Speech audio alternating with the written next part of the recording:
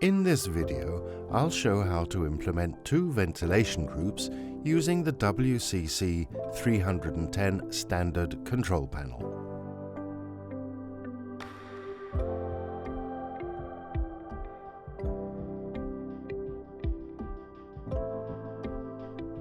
For this installation, you need the WCC 310 standard control panel, two actuators representing the two ventilation groups, two WSK 103 manual override switches, and the WSA 333 cable gland set.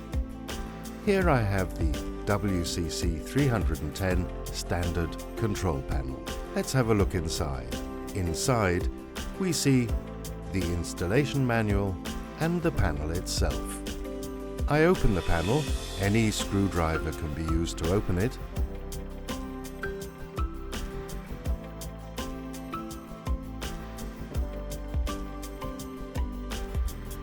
I can now start the installation of the peripherals. First, I'll connect the two actuators. The first actuator is going to be connected to motor line 1. I connect the cable cores in this order: white in terminal 1, green in terminal 2, and brown in terminal 3. I'll connect the second actuator to motor line 4.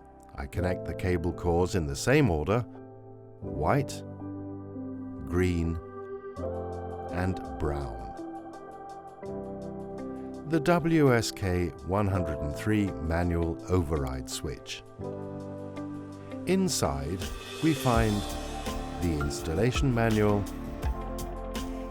the cable, and the switch itself. The next step is to connect three manual override switches. Two will be connected to operate each motor line, and the third will function as a thermostat that controls the two motor lines in automatic mode. I connect the first manual override switch for operating motor line 1 to S3X1. First the open signal, second the close signal, and lastly the common. The second manual override switch for operating motor line 4 has to be connected to S3X4 in the same order: the open signal, the close signal, and the common. Now I connect the third manual override switch representing the thermostat to S3X10, which is the input for common control. The cable cores are connected in the same order: open, close, and common. The installation is completed.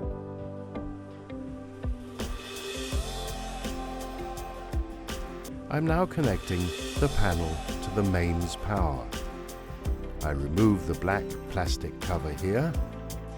Here I have the terminal for connecting the power and the earth connection here. First, I connect the earth to the screw here and two cable cores into these terminals. When done, I place back the protection cover. Next, I power the panel.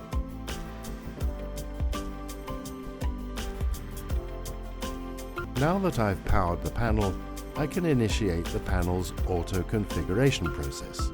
I do this by pressing the up and down buttons at the same time and keep pressing until the yellow LED is switched on.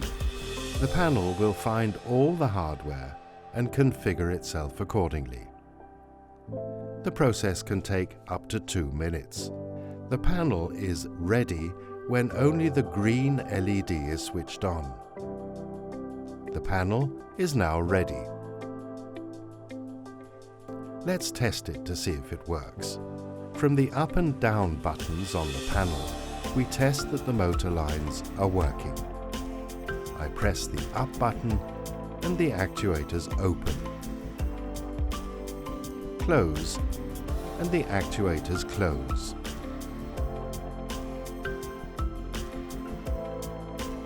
Next, I press the Open button on the manual override switch operating motor line 1, and the actuator connected to motor line 1 is opening.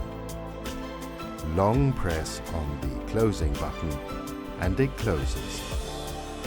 I press the Open button on the manual override switch operating motor line 4, and the second actuator opens.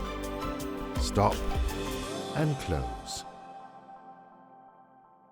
The last peripheral to test is the manual override switch, representing the automatic control in our demonstration.